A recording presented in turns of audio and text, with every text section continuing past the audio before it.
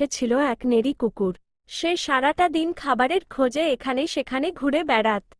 একদিন অনেক খোঁজাখুঁজির পর সে একটা মাংসের হাড় খুঁজে পেল। হাড়টা পেয়ে তার আনন্দ আর ধরে না। সে ভাবল, এই হাড়টা একা একা নিরিবিলিতে বসে চিবোতে হবে, না হলে অন্য কুকুররা এসে ভাগ বসাতে পারে।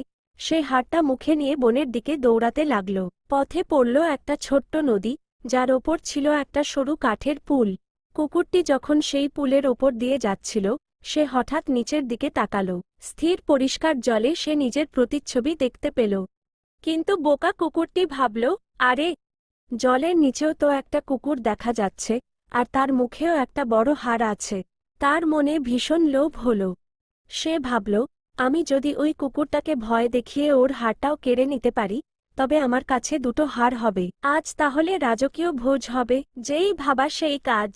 সে জলের ভেতরের কুকুরটাকে ভয় দেখানোর জন্য মুখ খুলে জোরে ডাক দিল, ঘেউ ঘেউ। আর অমনি কি হল? তার নিজের মুখের হাড়টা টুপ করে নদীর গভীর জলে পড়ে হারিয়ে গেল। নিজের বোকামি আর লোভের কারণে সে তার আসল হাড়টাও হারাল। শেষ পর্যন্ত তাকে খালি পেটে কাঁদতে কাঁদতে বাড়ি ফিরতে হল। গল্পের শিক্ষা, অতি লোভে তাঁতি নষ্ট। যা আছে তা নিয়েই খুশি থাকা উচিত।